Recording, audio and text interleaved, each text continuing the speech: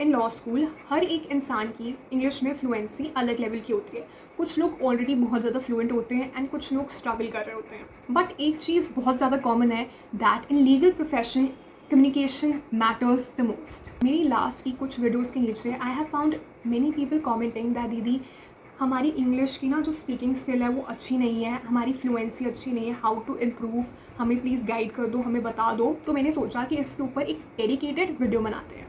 So in today's video, we'll be talking about some real and practical tips which will help you to improve your speaking skills in law school, and I assure you ये सारी के सारी tips आपको काफ़ी help करेंगी। तो पूरी की पूरी वीडियो को ध्यान से and completely सुनना। कुछ भी अगर important लगे then please note them down. And also one thing more, thank you so much for 598 subscribers. We are actually very close to hitting 600 and I'm so grateful to each one of you who is subscribing to me and who's supporting me. And it really means a lot. And मेरी last की इन सब videos पे आपने काफ़ी सारा प्यार दिखाया है, so thank you so much. I am really very grateful. I just hope मैं और वीडियोज़ बनाऊँ एंड और कंसिस्टेंटली कंटेंट डालूँ which helps and benefits all of you. So चलो जल्दी से इस वीडियो को शुरू करते हैं। So in law school, having good communications with one another in English doesn't mean using fancy words or having an accent. Let's start from there. What really matters is that आप अपने ideas को clearly and confidently express कर पा रहे हो एक दूसरे person के सामने एंड वो दूसरा पर्सन आपकी बातों को समझ पा रहा है। That is what matters the most. And as an Indian, you really don't need to copy American or British accent in order to sound better. Trust me, you don't need to copy any accent. Our focus should be on clarity and confidence and not on imitation. Using fancy words is something that can be developed on a later stage, but the primary focus should be on having clear and effective communication. In this video, I'll be giving you 5 practical tips to improve your speaking skills. So, jaldi se shuru karte hain. The first step is start listening. So for this, you can watch movies, web series, shows in English, definitely. English के अंदर ही देखनी है and initially you can use subtitles and धीरे धीरे जब आपको लगे आपकी इंप्रूव हो रही है तो सबटाइटल्स के बगैर देखो. You can also watch news channels and specifically debates in English and they are actually quite good in getting to know about what's happening all around and at the same time improve your English. And आपको different perspectives पता चलते हैं about a political problem और something which is happening all around the world. It is a very good thing which you should watch. And as a law student also news channels को देखना या newspaper पढ़ना it is something which is important. But in general I would just suggest you that watch whatever you like. जो भी आपको पसंद है वो देखो, because it is important to firstly listen English content.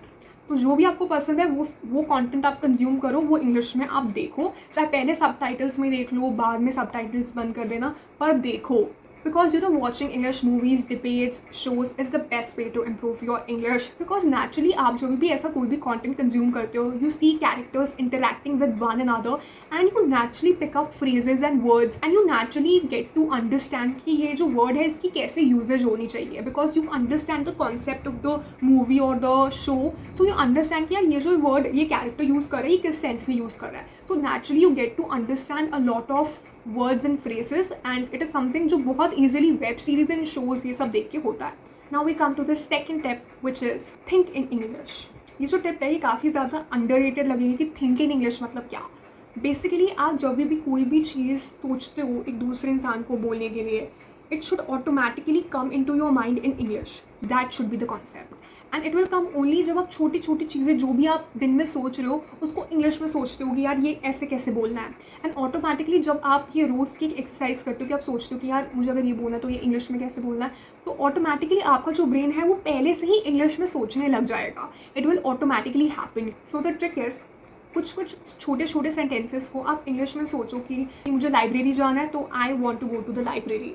तो आप ऐसे इंग्लिश के अंदर अपने सेंटेंसेस को दिमाग में फ्रेम करना शुरू करो कि आपको जब भी कुछ भी बोलना है कि वो इंग्लिश में कैसे होगा. Trust me, slowly your mind starts wiring in a way that वो ऑटोमेटिकली पहले इंग्लिश में ही सोचने लग जाता है. तो ऐसा पॉइंट आ जाएगा क्योंकि सबसे पहले if you want to have English communication and एकदम से आप अपना माइंड बोलना चाहते हो इन इंग्लिश, तो सबसे ज़्यादा इंपॉर्टेंट ये है कि आप इंग्लिश के अंदर सोचो. आप ये सोचो कि मुझे बोलना है यार मुझे शॉप पे जाना है, तो फिर उसको आप इंग्लिश में सोचो और इतने में सामने वाले इंसान को बोलो. इतने में तो काफ़ी टाइम लग जाएगा, ठीक है. तो आपको इंग्लिश में सोचना है ताकि आप इंग्लिश में जवाब दे सको. सो thinking in English is very important. अगर ये नहीं होगा तो इंग्लिश कम्युनिकेशन भी आपकी अच्छी नहीं हो पाएगी. तो इंग्लिश में सोचना इज़ वेरी इंपॉर्टेंट.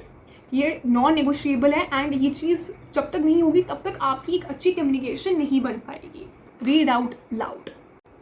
सो इस चीज़ का क्या मतलब हुआ? हम बोल बोल के पढ़े, हाँ, पर also first thing is reading, because reading gives you access to learning new things which are happening all around the world and also new words which you can add in your vocabulary. So reading is something which is very important. Reading is something जो तो वैसे भी law के अंदर बहुत ज़्यादा ज़रूरी है. इट इज़ समथिंग जो जिसके बगैर आप अपने 5 साल लॉ के या 3 साल लॉ के निकाल ही नहीं पाओगे. पढ़ना तो आपको पड़ेगा. आप इंग्लिश की बुक्स पढ़ो, फिक्शन पढ़ो, नॉन फिक्शन पढ़ो. You can read any sort of memoirs or anything whichever you like. You can also read English newspapers, different sorts of literature. आप Victorian literature पढ़ सकते हो, Greek literature, any sort of book which is in English. कोई भी पकड़ लो और you can read your own course textbooks. तो आप रीड तो कर रहे हो, फिर रीड करने के बाद जब आप रीड कर रहे हो तब तक you will find different words while reading. उनमें से कुछ वर्ड्स हो सकते हैं जिनके आपको मीनिंग नहीं पता, वो उसी समय इंस्टेंटली गूगल कर लो, उनका मतलब पता कर लो, जान लो. In fact you can also do another activity. आप एक नोटबुक बना लो जिसके अंदर आप रोज़ कोई भी वर्ड सीखते हो उसका मीनिंग लिखो. फिर उसके बाद उस वर्ड के क्या क्या सिनोनिम्स है वो लिखो और क्या एंटोनिम्स है वो भी लिखो.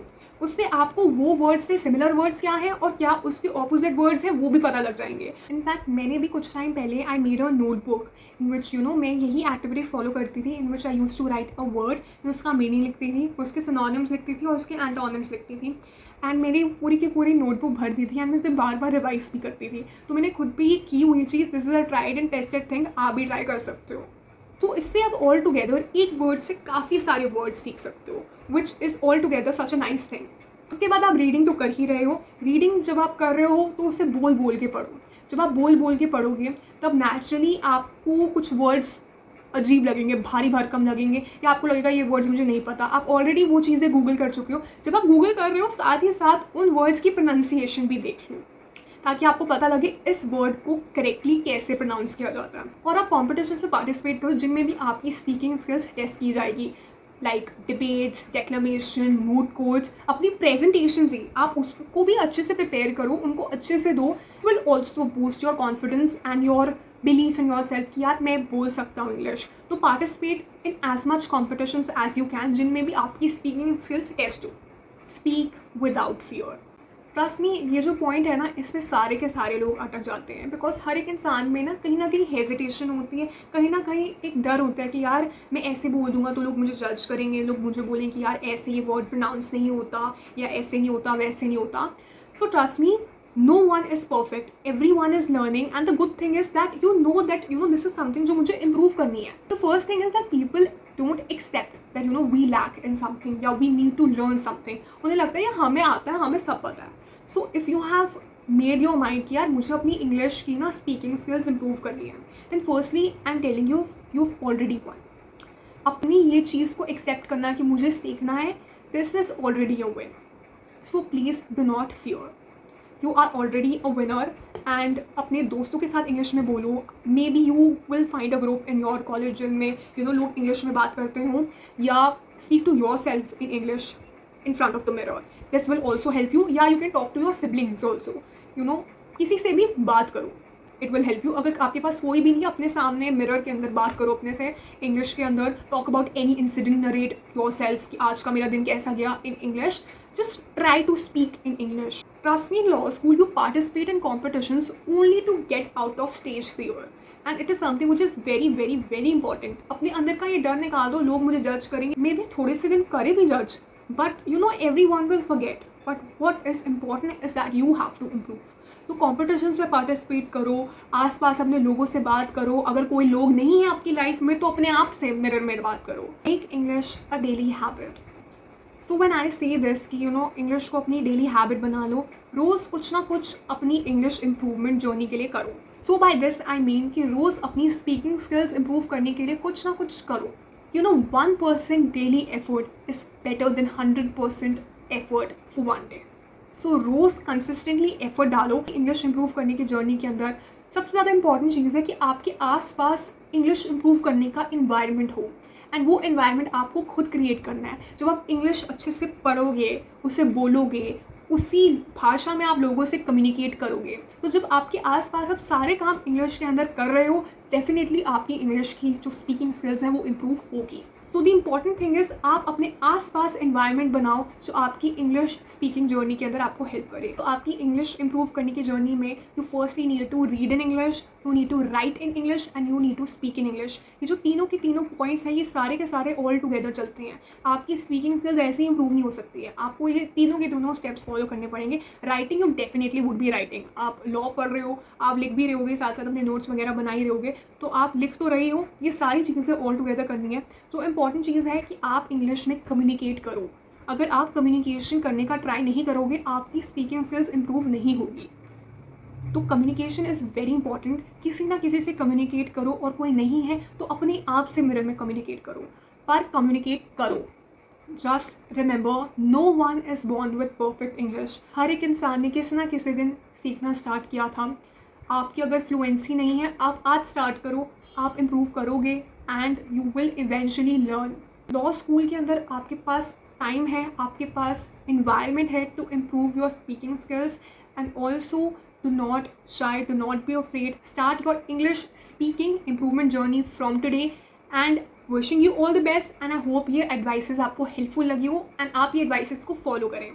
So that's it for this video. I hope you guys found this video helpful. If this video helped you, do share this video with your batchmates, and do like this video, comment down below, and also subscribe to my YouTube channel for see more such law school related content. Also, you can follow me on my Instagram handle, which is this. And also comment down any topic on which you want me to make videos about. Till then, bye bye and see you in the next video. You really don't need to copy American or British accent or any other action. So word series देखना, podcast सुनना,